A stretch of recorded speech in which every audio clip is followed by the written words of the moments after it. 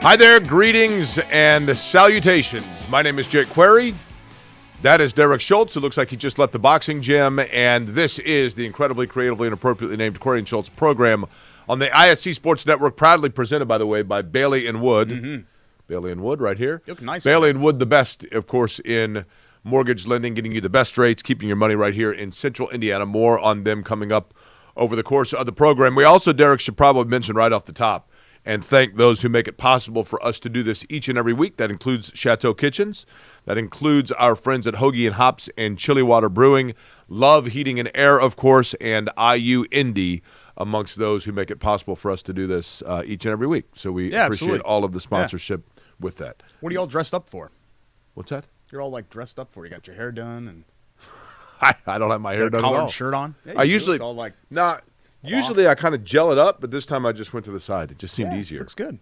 It does look good? Yeah. Well, thank you. And then I'm hitting the light is hitting the gray a little bit more, so it's a little more shiny. It's but very looks good. silver. Yeah, it looks good. It's very silver. Yeah. It's sexy is what it is. Let's just kind of keep it where it is. We're off to a good start here.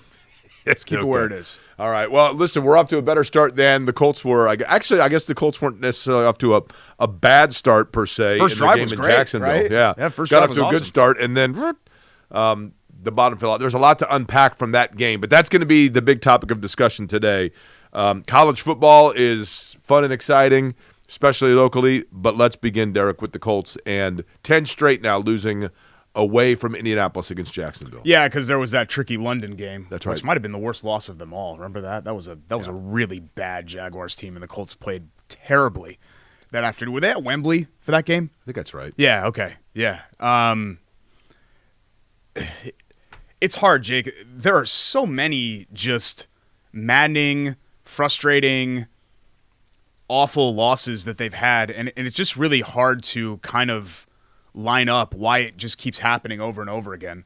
I was thankful, I guess, that they rallied there at the end. You know, the two Flacco bombs basically to Alec Pierce, and suddenly you're like, oh my God, this game's tied? How is that even possible? But I never once felt like the Colts are going to win. Right? I mean, it felt like it was a miracle that they tied the game against the winless Jaguars, and I think that's the inherent problem with where the Colts are. You feel like it's a miracle that they tied an 0-4 football team that had been really an anemic offense. I mean, 37 points and 500 yards, it just can't happen. And I'm one of those people, I try not to kind of get into like the hiring and firing discourse. I mean, it's October 7th, right? But I was holding out for Brad. I didn't want Gus Bradley to be the fall guy for what happened last year because I thought last year was a personnel problem. I didn't think it was a Gus Bradley problem.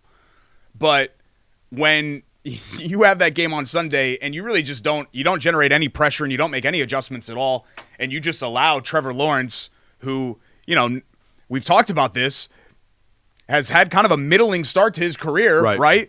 And you allow him to look like Dan Marino back there and just do whatever he wants. I just don't understand it. I don't understand what the Colts were even trying to do defensively in that game. They couldn't limit big plays, and they couldn't limit anything short either. I mean, they couldn't limit anything. Here, to me, Derek, is the real concern that I would have for the Colts. And I want to make one thing clear, and I've said this repeatedly on the radio as well, but I want to be very clear in this. There is no, nor will there be this year, a quarterback controversy in Indianapolis. Joe Flacco is a very good player. He's had a great career, and we saw this last year with Cleveland where, you know, he is a guy that can come in and very capably do some things for you. This year has never been about trying to get to the Super Bowl in this season. I mean, obviously, that'd be great if they did. But this year has been about, from the beginning, the development, the continuation of progress for Anthony Richardson, okay? And the hope is that the Colts, I think the Colts' thought process has been, we've built a good roster, but we know eventually that we've got to get the franchise quarterback, and they got it last year in the draft in Anthony Richardson. So Chris Ballard has talked about depth on the lines and trying to get young defensive players to develop and then have it all blossom around this rise of Anthony Richardson, right? Mm-hmm.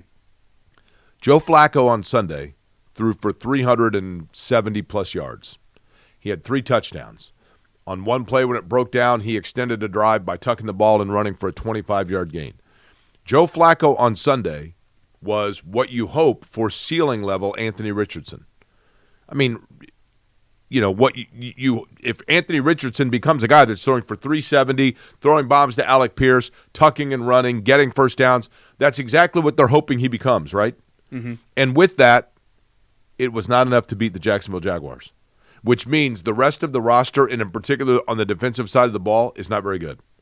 It was an indictment on the rest of the roster that when they finally got really good, big-numbered quarterback play that made plays from various areas. I know Jonathan Taylor wasn't out there. Don't get me wrong. Yeah. I get that. But nonetheless, they got good, solid quarterback play and offensively put up a lot of points. And it wasn't enough because the defense, number one, the defensive backfield that everybody, me, you, your postal worker, your mom, everybody knew they needed more bodies in their defensive backfield. And Chris Ballard, and I do kind of understand it, was saying, no, I got to see if these guys can play. Well, they can't if they're hurt, and they don't have any backup. They don't have enough bodies there. Mm-hmm. And that lack of defensive backfield then causes them defensively to have to become very vanilla, and they are in a world of hurt defensively, and Gus Bradley is eventually going to become the scapegoat for it. Yeah, I mean, it's really shocking that a former UDFA kick returner coming off an Achilles tear isn't a good cornerback option, I guess. Right. That's an undrafted give me a break, and I feel bad because Dallas Flowers is a great story, right? And he really was a great return man. And they tried to start him at corner last year, and then it was 3-4 games, and he was gone. But come on, man, we're not stupid. The fact that he wasn't even good enough to be on your roster the next day tells us everything that we need to know. It's not like that cornerback room is brimming with depth right now, right? It's a lot of things that are frustrating. I wanted to, steering it back to the Flacco conversation, the problem that I have with it, besides the fact that that's not the plan and that's not what the Colts are invested in, it's Richardson, right? Is this idea that, the Colts are like an 11-win team with Flacco and they're a 6-win team with Richardson, and you're sacrificing that to develop. Joe Flacco, do you know the last time that Joe Flacco started 10 games in a season? I would guess. How many did he start for Cleveland? I'm going to say for Cleveland he started in 8, right? 5. Was that what it was? Yeah. Okay. Last time Joe Flacco started 10 games in a season was 2017. So that's great that he had a great month in Cleveland, and that's great that he had 2 great games so far. I'm not discrediting Joe. Joe Flacco's played well. But if we're going to extrapolate this over a season, just like I don't know what Anthony Richardson's going to be, I have no idea what a 40-year-old Joe Flacco's going to be playing 13 starts. Right. I have no idea. So let's just kind of get that out of the way. But I think, kind of a long view here, because it's difficult for us, because by the time you guys are watching this, we're 48 hours removed from the loss, right? So kind of getting into the nitty-gritty of why they lost, I feel like that time has passed. What I like to try to do, and I think you do too on this show, is talk about, okay, what does this mean, right, going forward? I think what you're seeing is that, and hopefully this is a little bit of a wake-up call for Jim Irsay, it's very difficult to be both patient with Anthony Richardson and patient with the Colts franchise. It's hard to align those things because I think in Irsay's mind, the clock reset when they signed Richardson. Correct. Or they drafted Richardson.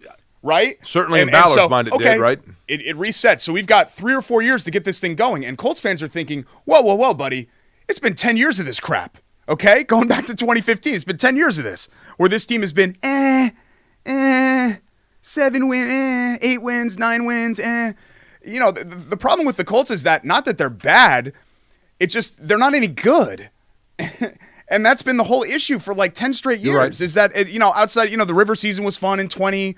The 2018 season, the Luck finale, which of course we didn't know was the finale, and that crazy rally that they had out of the 1-5 start. So there have been some moments over there, but for the large part, the last 10 years has been a lot of the Colts doing this, and fans are tired of it. But here's Derek, here's the silver lining, right here, right, just like this, the silver lining for the Colts. Do you know what and I'm going off memory here, I believe I have there are 2, and I believe I have the 2 correct ones here. The Baltimore Ravens, I believe, is one, and the Denver Broncos, I believe, is the other.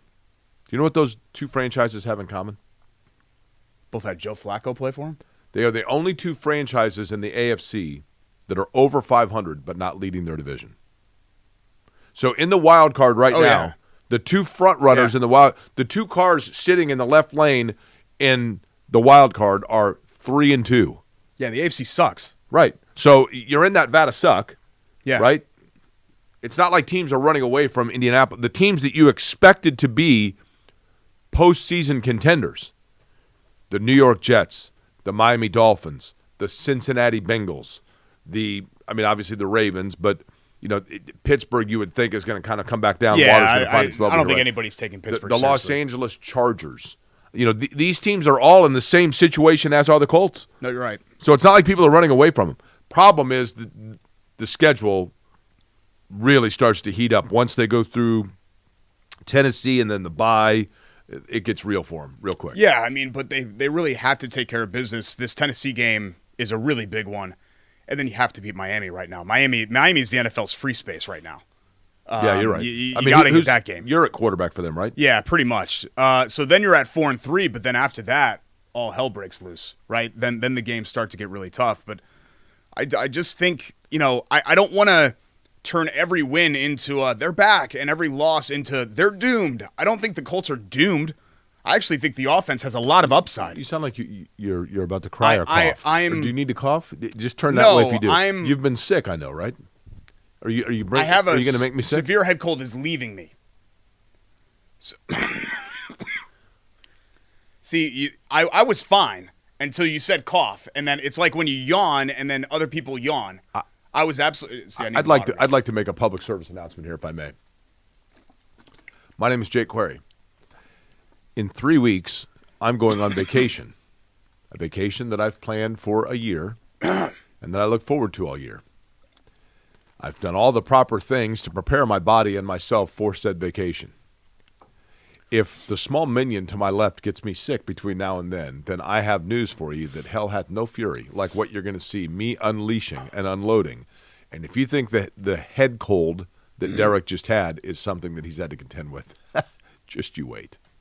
That's all. All right. We'll get all that in post. 3, 2, 1. I was playing quarterback for the Dolphins. Is that where we left off? Yeah, and then you started coughing. Okay. No, you said you look like you have to cough, and then I thought about it, and then I started coughing. Yeah. So my head cold's actually fine. It's leaving me now. I don't know if I'm even contagious right now. I'm not sure. I'm just telling you. Yeah, well, it's not my fault. You're old, so when you get sick, it affects you a lot more than me. Which is why you should be a little bit more respectful of my space. I am being respectful. 6 feet? Remember the whole 6 feet thing? We basically have 6 feet here. See, you can't make me laugh on the show. You can't make me laugh on the show, okay? So no laughing and don't say cough, and then we're fine. We're going to get through this, all right? Why? I didn't even say anything to make you laugh. All right. You started making me laugh because you started moving your chair back. It was funny. All right. We'll get all that in post too, Vince. 3, 2, 1. So, yeah, the rest of the AFC is down pretty bad, and I don't think that this means that the Colts can't still get to the playoffs. Doesn't this seem absurd that we did this for like a year? You don't know what you don't know, right? You don't know what you don't know. Okay.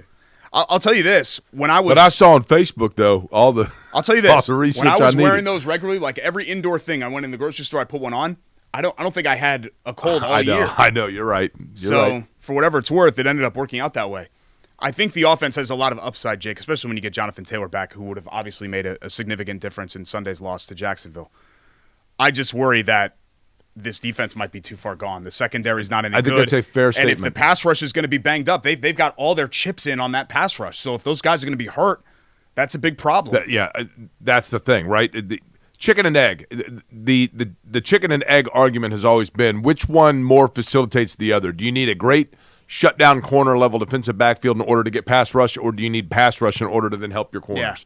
Yeah. They got to work somewhat hand in hand. Liatu Latu so far, I know he's been banged up. 9 total tackles. He had 6 of them against the Jags, but on the season so far, really has not gotten going. It's very early, so it's unfair to pinpoint that right away, but I think they expected a little more there. Tyquan Lewis being out, DeForest Buckner being out. Injuries have been an issue, but it is the Colts, not I, not you, who talked about their feeling of comfort in the depth that they had should injuries arise. Those injuries are here, and so far it has hurt them. Yeah, no question about it. And we'll see. I mean, they've got two, where we sit today, we're taping this early on Tuesday morning, they have 2 open roster spots. So 2 more guys off the street, I guess, are going to come in. I'm assuming one of them is going to be a cornerback. And part of that is because of the fact that Will Fries is going to be out now. Which really hurts. It does. Yeah. And he's played well for them. Yeah. And you know who else? He's been great. Derek, I'll tell you who must be dinged up, because I think he's a good player. He's an often injured, no fault of his player, but a good player. Braden Smith's a good football player, but he really struggled against Jacksonville. Yeah, he was awful. I mean, he really struggled. And that, I realize that line is a little bit of like a timing thing and maybe can become a little bit mental, but that said, Smith in particular, there just were consistent late jumps and then just turnstiled. Yeah, I mean, as good as he was against Pittsburgh, he was that bad. Correct. I'd say, against Jacksonville. But again, kind of the same song and dance. I do think there were some positives. The Alec Pierce resurgence season obviously is a big positive. We haven't even talked about A.D. Mitchell, and that wouldn't be in the positive category, obviously. Listen, A.D. Mitchell, okay, Alec Pierce is the reason why what I'm about to say with A.D. Mitchell you take with a grain of salt. A.D. Mitchell coming out, this was a wide receiver loaded draft, right? And the Colts, I think they tried to move up, but they didn't end up moving up. And they said, that's okay, we're going to get a receiver, in the fact that they got A.D. Mitchell later in the draft after a lot of receivers went off the board. And the narrative was, well, this guy's as talented as any of them. Wait till you see the way he gets separation and his speed. And, he's a guy he's got a great twitch. He's got an AI, Allen Iverson type first move that just befuddles people. That's all well and good, but there were character issues about him coming out of college that caused him seemingly to drop in the draft. I don't know the guy. Interviewed him once, seemed like a nice guy. It's unfair to say character issues, not knowing him, personally speaking, but does that mean lack of desire to go the extra oomph mile to do what he has to make a play? I don't know, but that's certainly what so far has hurt him with the Colts. There were several plays in that game where A.D. Mitchell looked like he basically just gave up on the play. Yeah. And you cannot have that. You simply cannot have that. But we are also 2 people who at one time were starting to question whether or not Alec Pierce was a wasted pick, and he has now hit his stride and turned into a really nice player for them. So that leads you to believe that in time, A.D. Mitchell can work it out. But with in A.D. Mitchell's case, it looks like an effort issue, and that is the one thing you cannot have. No, and it's a toughness thing too. It's one thing, look, you're coming over the middle, you see somebody else coming, you stop. I don't know. I'm not an NFL football player, Jake. I would imagine that'd be a very kind of scary circumstance when you feel like a collision is coming, but this is like a multiple thing, every week thing for him, where he's just consistently alligator arming and giving up on contested catches. And the thing about Alec Pierce is that, and this was even true when he was struggling and not being as productive, is that he attacks the ball. He goes up and gets it. You throw it to Alec Pierce, he goes up and gets it. And that's what you need a good receiver to do. Are you going to cough again? You sound like you're going to cough again. No. Okay. Perfectly fine. I'm a little worried about it. No. It's completely gone now. I'd be surprised if I coughed at all for the rest of the day. I hope that's correct. Mm-hmm. If you do, can you use that generic sweatshirt you're wearing? It's Gap. Huh? It's Gap. Is it? Mm-hmm. I got a tall. So you made me adjust in my seat, and because I moved, that's why I coughed. But I got a tall, and that's why it's just real folly. It's like 40 degrees this morning in Indianapolis. This is the worst time of year, by the way, because I know. by the middle of the afternoon, I want to wear shorts and a T-shirt, yeah, right? I'll be sweating. You get up in the morning, you're like, what in the world are we doing here? Yeah. But I'm still kind of sick, so I don't know. I probably will stay in the hoodie anyway because I'm getting chills and stuff like that too. I thought you said it was leaving you. It is leaving. It's escaping my body, which is why I think I feel like garbage right now. Time for our Hoagie and Hero of the Week. You ready? Brought to you by our friends at Hoagies and Hops, 42nd and Boulevard, southwestern edge of Midtown. This is a Sando that is no frills. What do you mean no frills? No frills. Like, it's just you so get good. exactly what you expect with it. So a little L, little T, little O, some shredded turkey, some salam, some ham, and some oil. Brotherly love right here. Bada bing, bada boom. It's the only brotherly love taking place on this program. Fabulous. Provolone, too. Forgot. I always thought of us being like a big brother, little brother kind of thing. Because we're almost exactly 10 years apart. How old are you? 41. Okay. But you just had your birthday, and mine's coming up in 3 months. I wouldn't know when yours is because I wasn't invited to your 40th birthday party. That's on my wife. That's not on me, buddy. And I think there's like something to what adds to the show is, you know, the older brother is established, but he feels threatened because, you know, a lot of times, sometimes this happens where the younger brother is coming up and is very successful, and a lot of people are talking about him, and there's like a jealousy thing. So it becomes like a, you know, kind of a tit for tat, and that's what you see, I think, on this show a little bit. But people seem to really like it. Also, we've got the Built to Last, one of the core beers of our friends at Chili Water Tap Room, right across the hall, 42nd and Boulevard from Hoagies and Hops. Listen, there's Good. nothing German better Pilsner. on a Sunday. You go in, Saturday too, just on the weekends, this time of year, fall, Very good. go into that corner, order your sandwich, go right next, it's not even next door, right there essentially within the same thing with that partnership. Get yourself a beer, watch a little football, drink a draft, walk back over, pick up your sandwich, sit down, have lunch. It's like this show. That's living, It's a right? partnership that makes sense. Just like this show. That's kind of how I look at it. But the difference being Chili Water and Hoagie and Hops, both awesome. This show, Both awesome. half awesome, Half awesome. 100% awesome. if you think so. Perfectly said, Jake. The Built to Last, again, German Pilsner, right? Yep. Hero of the week. And it's Flacco. I mean, That I is feel fabulous. like talking about the controversy, and it almost, I don't mean to tear down Joe Flacco. I don't want to do that. I think Joe He's built to Flacco's last been is great. what he is, right? Yeah. And he's been great. He's been more than you could have expected him to be. You know, this is a guy that for several seasons there, when he was languishing in New York and Denver, I think most people like me were like, hey, Joe Flacco's still in the league? Right. Kind of like Andy Dalton.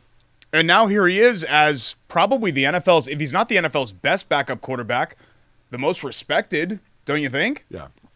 Or Andy Dalton. Yeah, with what he's been able to do. By the way, do you know where he played collegiately? Flacco? Yeah. Yeah, UDEL. Okay. University of Delaware, right? UDEL. If you're in Delaware and you go across the river into a major city, do you know what city you're in? Philly. Yeah, which is the city of what? Brotherly love. There you go. Now, Joe Flacco's been in the league a long time, right? Mm-hmm. Do you know why? Why?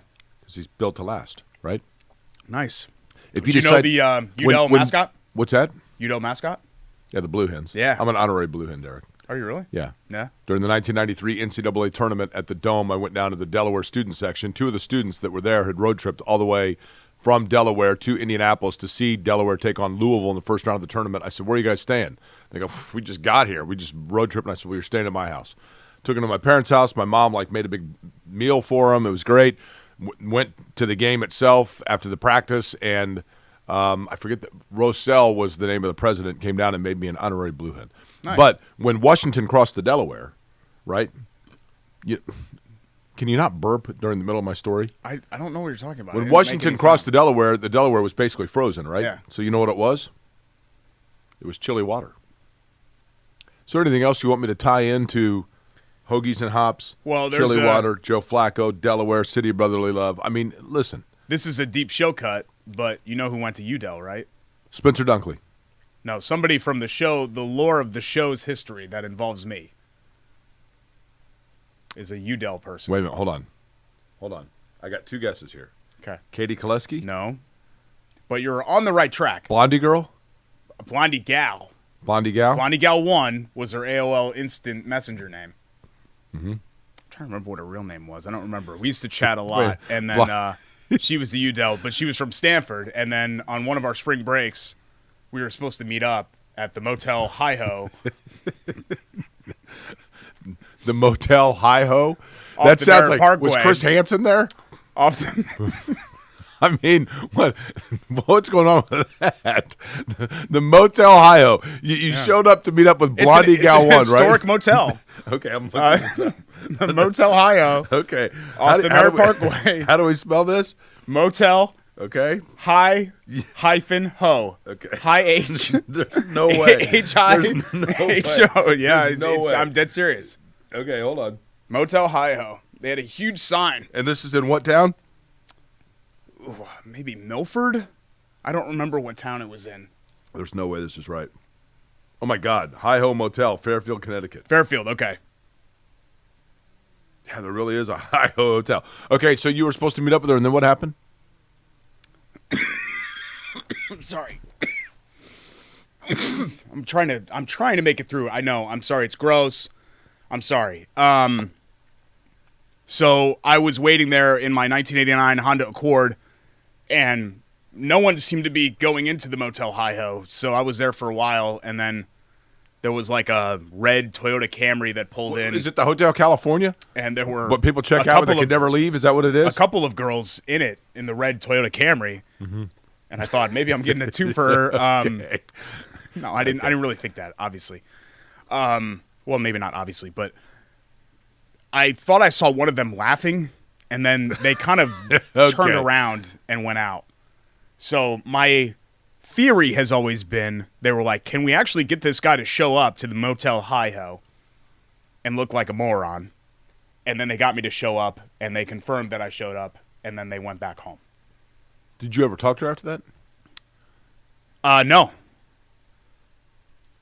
So after that, she was still on AIM, but I said, hey, I was at the motel, what happened, and nothing ever came back. So, okay. I don't know if I was like being catfished or what. So you 'Cause went. we had some good conversations on the internet. So when you went to the Motel Hi-Ho, Mm-hmm. were you expecting to check into the Motel Hi-Ho, or was that just the meeting point? That was just the meeting point. Who selected that as Like, the this meeting wasn't like some like, oh, like, let's, like, Who selected the I mean, if it went there, it went there, because I feel like I felt like I knew her pretty well and I trusted her. But if you went to the Motel Hi-Ho, Yeah. who selected that as a meeting point? She did. Yeah, and you didn't think you were being catfished on this. No. So some chick you've never met before who goes by Blondie Gal and Yeah. allegedly goes to University of Delaware. UDel, yep. Says, meet me at the Motel Hi-Ho, and you get in your little flip-up light Honda and you drive there thinking this is going to come to fruition. Oh, yeah. You're lucky to be alive.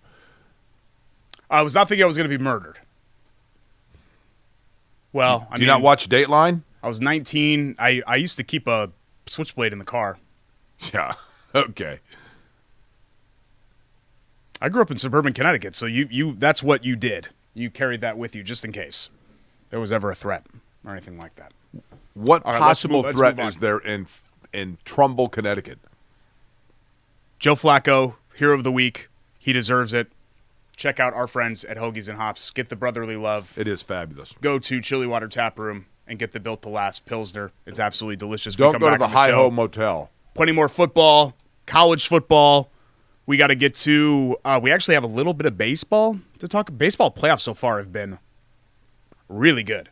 Really good. And I know it's not on the national radar the way that it used to be, but it's been really good so far. Plus Big Ten Media Basketball was last week, so we'll touch on that a little bit as well. He's Jay Query. I'm Derek Schultz. Don't go anywhere. This is Query and Schultz, presented by Bailey & Wood Financial Group here on the ISC Sports Network.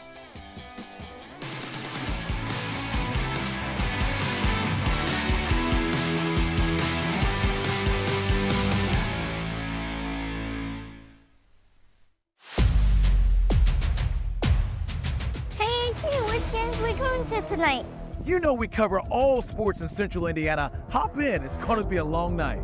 Bailey & Wood Mortgage Lender, proud partner of News 8 Sports Hummer.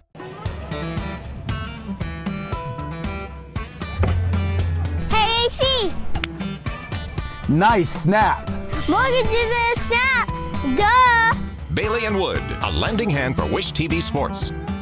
Welcome back, Query and Schultz, presented by Bailey & Wood Financial Group. I'm your host, Eric Schultz. Jay Query's here as well. I'm recovering from a severe head cold. That is a point of amusement to some people on this show. Total non-amusement. If I get sick, I'm telling you. Some people are sympathetic to my cause. 3 weeks. 3 weeks till vacation. Sure, April and Matthew and Maine and Gritty, they would never treat me this way. I'm telling you right now, April, Matthew and Maine, Marine, Greg Poley, Darren, all of them, right? Every one of them, I guarantee you right now, they would never treat me like this. Is saying to themselves, thoughts and prayers for Jake's vacation. Bailey & Wood Financial Group, 855-350-HOME, BAWFG.com. Interest rates finally starting to go. Yep. So now's the time. If you're in the market to buy a home, get that pre-approval with our friends from Bailey & Wood Financial Group. Or if you're looking to refi, I mean, if you have like a 7.5%, maybe you wait a little bit longer, right? If the interest rates are going to go down and see if you can't get an even better deal. But I think refinancing is finally on the table after like 18 months of it not being on the table because rates kept going up.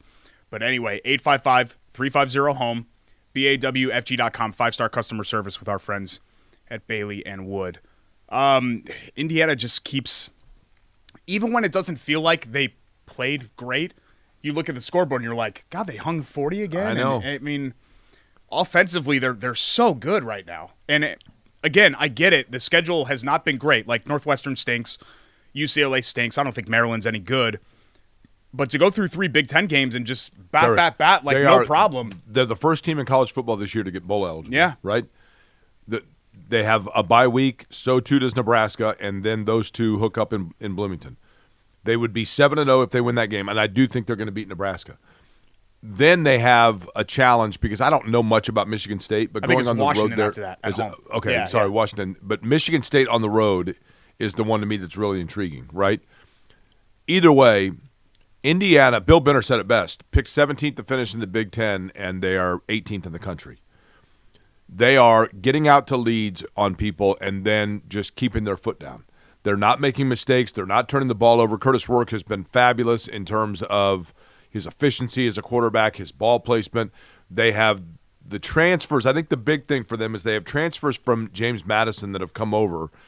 And when you have a new coach that's trying to get guys to buy in, to have players that are on the roster that can say to those that are already there, guys, I'm telling you, follow this guy's lead. He knows what he's doing. It's worked out. He's pushed every button correctly.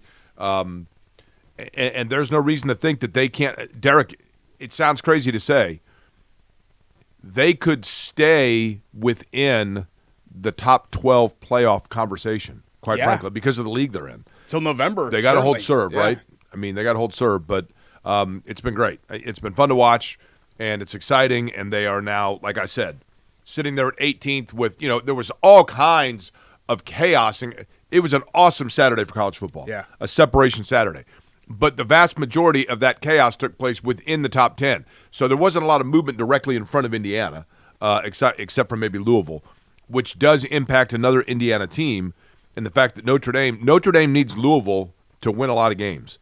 And they need it because if you look at Notre Dame's schedule, USC now has 2 losses. I don't think Texas A&M is a good win for them. But Notre Dame, they are at risk of having a schedule where by the end of the year they don't have a team that is ranked at the end of the season on their schedule that they beat. I don't think it matters. Well, A&M I think will be ranked. I mean, A&M should be, right? But it's a meat grinder they're going through. My point being, for Notre Dame, it's irrelevant, though. If Notre Dame wins out, the Northern Illinois loss becomes what helps Notre Dame is now everybody's got a loss. Right. Missouri's got a loss. Tennessee's got a loss. Does anybody really think Missouri's good? I know, yeah. Don't we do this every year? I was glad that Michigan lost, too, because I'm like, are we really pretending like Michigan's the 10th best team in the country? Right. Does anybody actually think the same is true. How about USC? I mean, Yeah. I don't think USC's great either. So it was actually, with all the losses, I think it was a really good weekend for Notre Dame's chances because now I think there was a case a week ago where an 11-1 Notre Dame team would actually get left out of the 12-team field, and now I'm not so sure. Do you know what's going to be the best college football game of the year, potentially? Notre Dame, Army?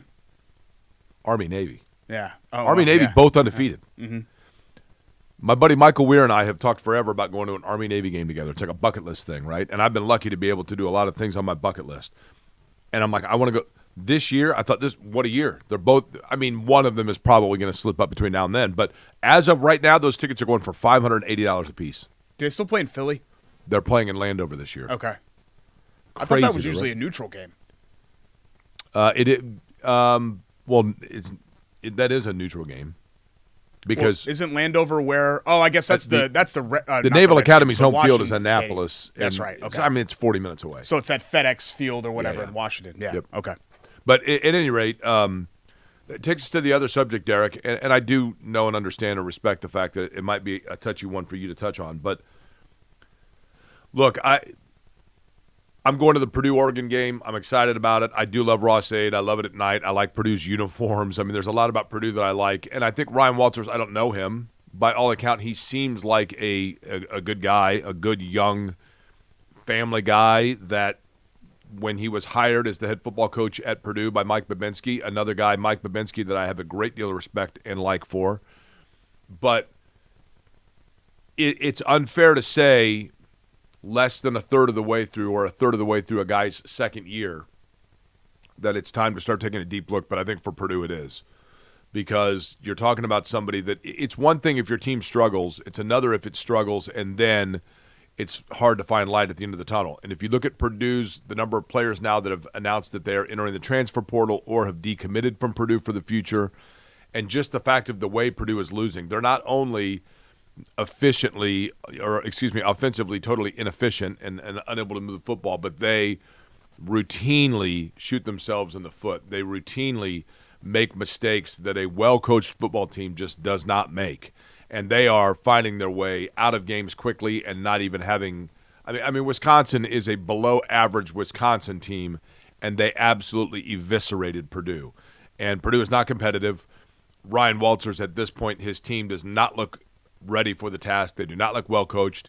And furthermore, any pieces they have of repair are starting to jump ship.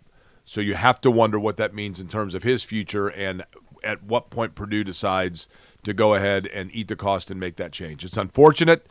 It's a good program. You know, over the last handful of years, Jeff Brom had them doing good things, but it feels like they've got to turn it around before they take on too much water. Yeah, I mean, not competitive. That's the bottom line.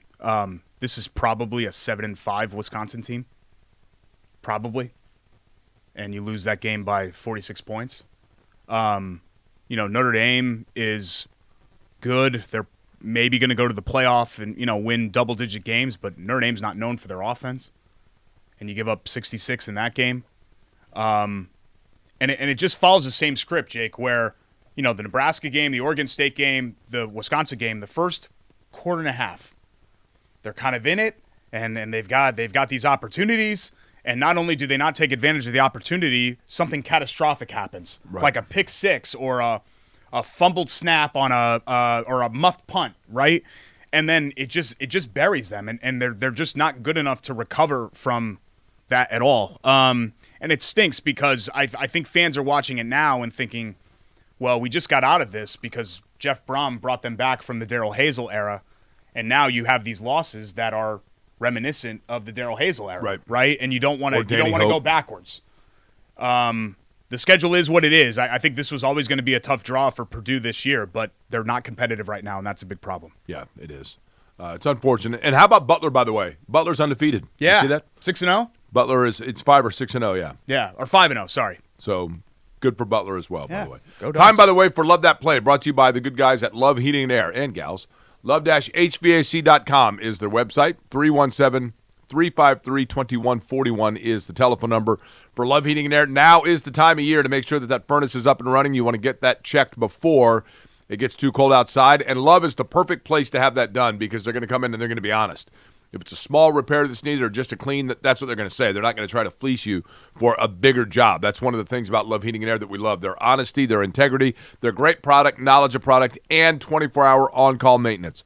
All things you get from Love Heating and Air, love-hvac.com. 317-353-2141 is the telephone number. And Derek, our favorite play of the weekend. I mean, it was a season-saving home run. Ninth inning, poor Brewers, man. Brewers are up 2-0 on the Mets. Home crowd is jazzed up. They're thinking they're going to the NLDS. It's game 3, tied series in a best of 3. and Pete Alonso launches a 3-run homer with 1 out to put the Mets ahead and ultimately end up winning that game 4-2.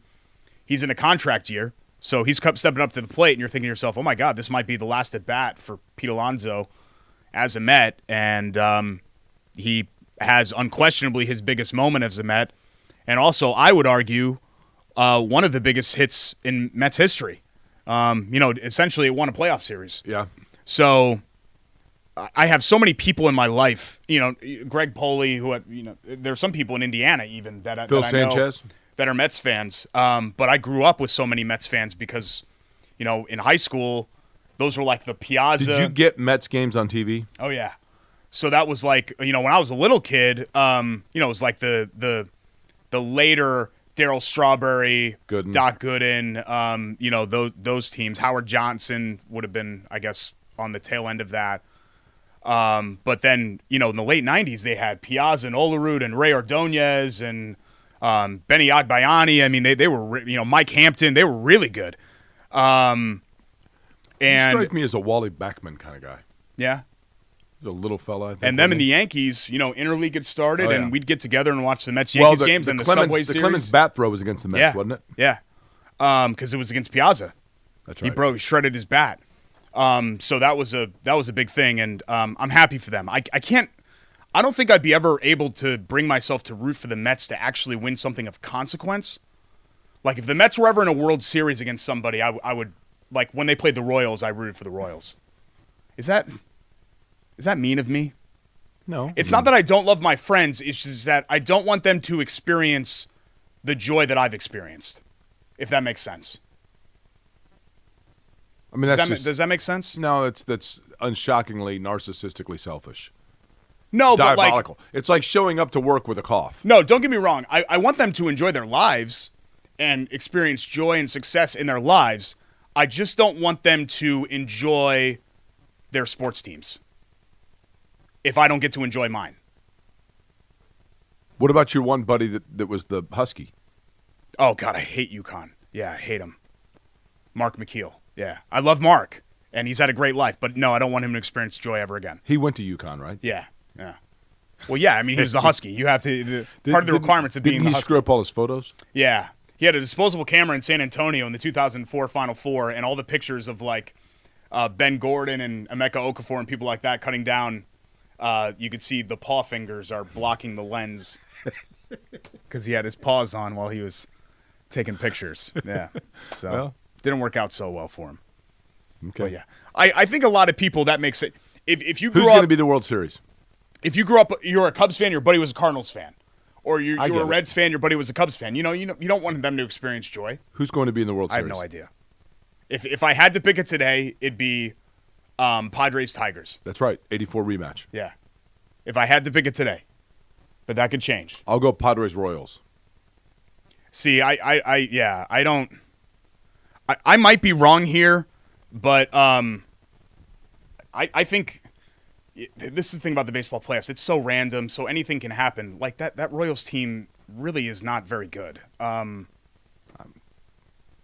Tigers are good. 2 wins from the ALCS are not No, very good. I get it. They could beat the Yankees. They could go to the World Series. They could win the World Series. I'm not saying that they can't, but they get a bunch of like 220 hitters up there that are single steal, single steal, single steal. I mean, if they keep doing that, then Small sure. ball wins, baby. If they keep doing that, Whitey then Herzog. sure. I mean, the Arizona Diamondbacks made the World Series last year, Jake, so the bar's not very high to reach the World Series. And they won 84 games. Okay. It's the beauty of the baseball playoffs. You don't have to be great to win it. Can I make one? And the best teams very rarely the best teams, I shouldn't say very rarely win. They don't win all the time. Can I make one observation about baseball playoffs? Sure. If I get sick. Yes, you can go ahead with your observation. He is a broadcast legend and one that I have immense respect for, who has reached, obviously, from a broadcast plateau areas that the two of us combined and tripled could not even sniff. But while I think he's a fabulous studio host, while I think he's incredible on his Olympic coverage and his knowledge is unparalleled, Bob Costas doing games on radio feels like I am listening to some sort of historical symposium at the Nora Library. There's no energy. The only time he got excited was when he started talking about a random player from the 1936 World Series. I didn't like him when he did play-by-play in the 90s for NBC. He used to do, I think, NBA and Major League Baseball playoffs, and I never liked it. He talks too much. Bob Costas is a fabulous broadcaster. He talks too much. It's a TV broadcast. Right. Yeah, that's fair. And to be honest, I really like Ron Darling, and I like some of the others that he's been paired with, and I kind of want to hear what they have to say. And I can't because Bob Costas is still talking. Yeah. It feels like he's not really in touch with the current today game, and that doing the game is just a conduit for him to like wax poetic about the 1980 ALCS, which is fun, and I enjoy that. But I have to remind myself that 30-year-olds watching the game, the 1980 ALCS is like when I was that age watching it, and people were talking about Joe DiMaggio. You know what I mean? No, I hear you, which is weird to think, but you're right. That makes me feel just hopelessly weird, right? old. Yeah. But that's certainly the case. There we go. So Jordan will be happy. We got a little baseball talk on the show. Didn't get any Orioles talk, but got some baseball talk on I there. know, the poor cute fella. We come back, quick hits. We still got our IU Indy report to get to, and Chateau Kitchen's Biter Bobley. The Jaguars waiting. ISC Sports Network.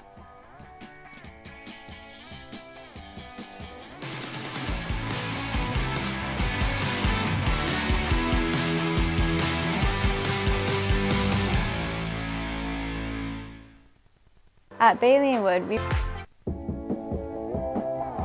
Welcome back, Corey and Schultz. ISC Sports Network, thanks so much for joining us. Let's get to our quick hits. Sandwich is fabulous. I know it's good. This will cheer up Purdue fans because basketball season's right around the corner. And I guess it'll cheer up IU basketball fans as well that are hopeful for this year. Purdue and IU picked 1-2 in the Big Ten. I wonder when the last time that happened was. 87. 93. Yeah, it couldn't have been that long ago. 94. Now Michigan would have been in there. No, 94? I just said 94. Yeah, no, but 94 Michigan wouldn't have been in there because they would have lost Weber.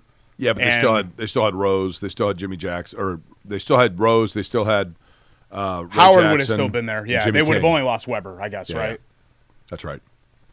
Remind me, the 94 team, was that the team that ended the Assembly Hall winning streak? Correct. Okay. And they had that team had Mokhtar Njai, who was a transfer, to add in, and then with the remaining of the Fab Five before they left after that year. They could get bounced like Sweet 16 or something. When did they lose?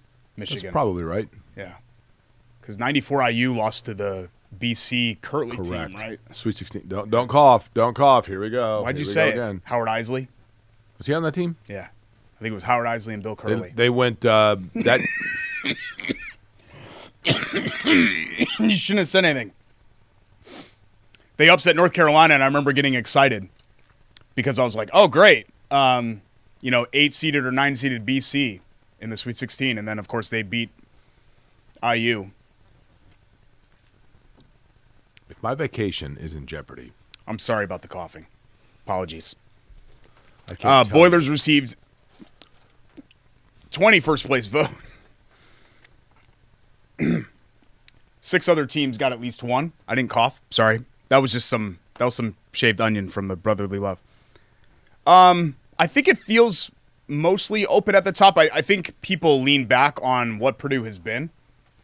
And, of course, they have Braden Smith, who's the preseason Big Ten Player of the Year, and they're returning a lot outside of Edey, who obviously is losing a lot. I'm going to be curious to see what Caleb First does. Yeah. Because he was a guy that got a lot of minutes. Trey Kaufman-Renn as well. Now that Edey's gone, which of those guys really kind of takes over on that low post? Well, Kaufman-Renn is the whole key to the whole thing. I mean, if he really takes off, then I think Purdue can be really good. I thought Caleb First was a really good teammate because he I agree. He was willing to take that relegation. Now he's going to need minutes back, and so we'll see how he responds Fletcher to that. Lawyer apparently beefed up.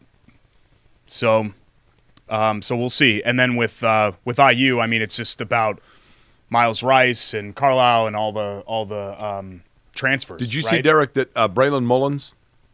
Was that his name? recruit? Yeah. He is going to announce on October 23rd. He is a top 30 player. He is down to 3 schools. Would you like to guess the 3? Do you know the 3? I saw it yesterday. I don't remember. IU, Michigan. Nope. Somebody else? Indiana, Yeah. North Carolina, and Connecticut. Okay. A lot of NIL in play. Of course. Is it time for our Jags report, by the way? No, we've got 2 more quick hits to get to. Hang on. IndyCar returning to Texas. Saw that. 2.73-mile street course race in the Dallas area. That'll be in 2026. It's going to go around AT&T Stadium, where the Cowboys play, of course. And then the Rangers Globe Life Field. I have no idea geographically where those two places are located. But I think it was important for them to get back to Texas, and so here they are. And I know a lot of people wanted them to be at Texas Motor Speedway. That is more of a Texas Motor Speedway decision than an IndyCar decision, so don't get mad at IndyCar for that. Is what it is. Finally, Caitlin Clark going to play in a Pro-Am golf event, the Annika. The penultimate tournament on the LPGA Tour schedule, hosted by Annika Sorenstam. Remember the great women's golfer? Is Caitlin Clark a good golfer? I don't know. She had joked about playing more golf, and considering how competitive she is, I wouldn't put it past her that she could probably play good golf. So we'll see how that goes for her. November 12th, by the way. Wait, sorry, the November 13th. Do you golf? No. Okay. You do. I mean, I've just started, but yeah, it's been pretty good. I'm not great, but I'm at least now passable. How's that? That's fine. Time for our IU Indy Jags report. That's right. You ready to take it away? IU Indy Jags report indeed, and it starts with good news for the women's soccer program. By the way, Division I sports right here in Indianapolis with IU Indy and the Jags. We'll begin with women's soccer. In the IU Indy report, the undefeated streak did end with a pair of second-half goals to Detroit Mercy. They lost 3-2 over the weekend. Cassie Rodriguez and Bernadette Wisman did have goals for IU Indy. Thursday at 4 o'clock, they're going to be taking on Green Bay at Carroll Stadium. Then Sunday against Northern Kentucky at 1 o'clock. So again, Thursday and Sunday, Carroll Stadium, you can see the women playing. In men's soccer, first Horizon League win of the year for the men. Defeated Detroit Mercy 1-0. It was Ethan Vermillion who had the goal that you see right there. Mason Taylor had a shutout. Tuesday at 7 o'clock, they will be taking on Butler. That also at Carroll Stadium. Then they're on the road Saturday at Cleveland State. That's going to be at 7 o'clock for the men's soccer side of things. Swimming, absolutely dominant weekend for swimming week in general because they were at the natatorium. And if you are a swimmer, why would you not want to swim at the natatorium? And those from southern Indiana probably enjoyed swimming there. Those from eastern Illinois, those from northern Kentucky, but doesn't mean that they had any sort of a result to take home because IU Indy sweeping all of them, winning 24 different events over the course of the week at the natatorium. Men's basketball, here's the big thing. You've been waiting for it. Sunday at 2 o'clock, the red and white scrimmage for Paul Corsaro's gang for IU Indy. The Jaguars have their scrimmage Sunday at 2 o'clock. Then November 4th, before we know it, the home opener will be here for IU Indy Division I men's basketball right there in downtown Indianapolis. IUindyJags.com/tickets. You're talking about a lot of local players. You're talking about a coach that was, of course, coaching from right here in central Indiana, coaching at the University of Indianapolis before now taking over the reins at IU Indy and Paul Corsaro. And for the men's and women's side, plenty of local athletes in play and a great chance to take kids out to see Division I basketball, teams that could be playing in March Madness. And you can start by seeing them right here in town at home, IUindyJags.com/tickets. Jaguar coughing right into the microphone just like that, huh? That's right. Paul Corsaro, an impressive guy. I mean, we obviously have known him for a long time because of all the ties here. It was great, again, by the way, being out at Horizon League Media Day and seeing him and the rest of the coaches out there. Buddy's foot there might be covering your mic to the point where we can't hear it. No, you can hear me. Vince, are the levels okay, or is the Jaguar paw? He's kind of giving me a... Unlike your buddy in UConn, this paw is not blocking anything. Guess you're right. We come back on the show. Time for Bite or Bobley with our friends at Chateau Kitchens, and we will tie a bow on episode 206 of Corey and Schultz here on the ISC Sports Network.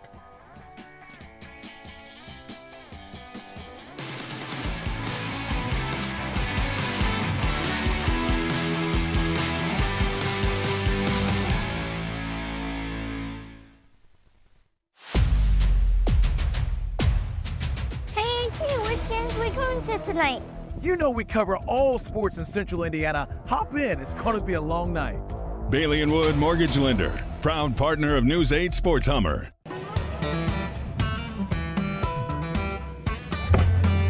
Hey, AC! Nice snap. Mortgages and snap. Duh. Bailey and Wood, a lending hand for Wish TV Sports. It is episode 206, and that actually kind of warms my heart, Derek. You know why? 206 area code? I don't know what You know what that is? Mm-mm. Seattle. Have you been to Seattle? No. You've never been to Seattle? No. Oh, you should go. It's beautiful. No. Absolutely beautiful. This time of year is right about when the rain really, about another month, the rain kind of drizzle starts. But I'm telling you, from July until right now, Yeah, it's the time to gorgeous. be there, right? Beautiful. Mm-hmm. Great city. That's what I've always heard. And the Seahawks have great uniforms. Kind of depends. The Kingdom was awesome. Chateau Kitchens is awesome. ChateauKitchens.com, at Chateau Kitchens on Instagram and Facebook for before and after pictures. Anything on the interior home, as I always say. Whether it be a bathroom remodel, a kitchen, a wet bar, a basement. That's what they did for us. Chateau Kitchens are your people. Go to ChateauKitchens.com to get a quote or head to at Chateau Kitchens on their social media channels, IG and FB, to check out all the great work that they've done and see for yourself. Here's what we do with Buy It or Bull Bleep. Like this statement, Jake and I go back and forth whether we buy it or it's Bull Bleep. Statement 1, Joe Flacco will start fewer than 4 games this year. Buy it or Bull Bleep. Bull Schultz. He's technically only started 1.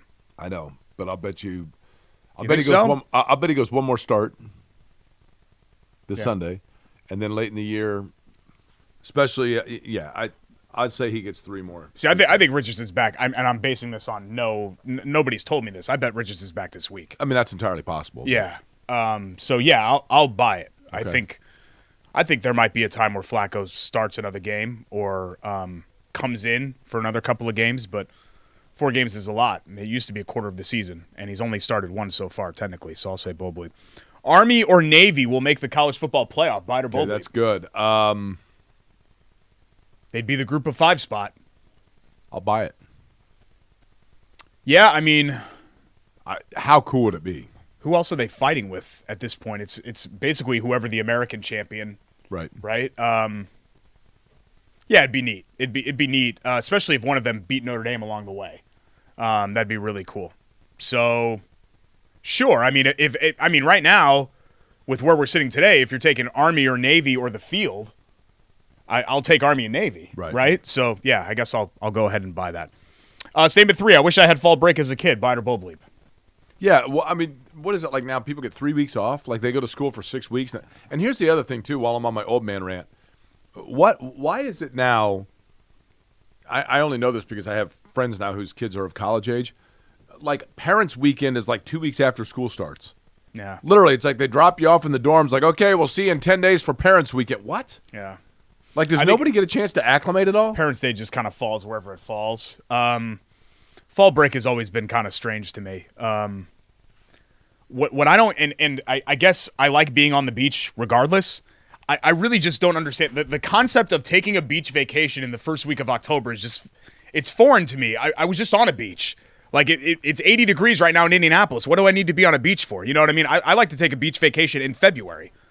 That's when I like to go. And that's when we used to have break as a kid.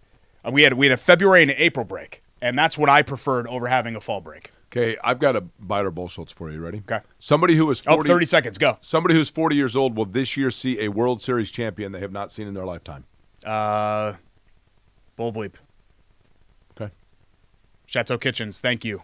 Thank you to Hoagies and Hops and Chili Water Tap Room. Thank you to Love Heating and Cooling. Thank you to IU Indy, and thank you to the presenting sponsor of the show, the Padres. Bailey and Wood Financial Group. For Jake, I'm Derek and Vince and Rake and everybody else. Bye. Corey and Schultz, ISC.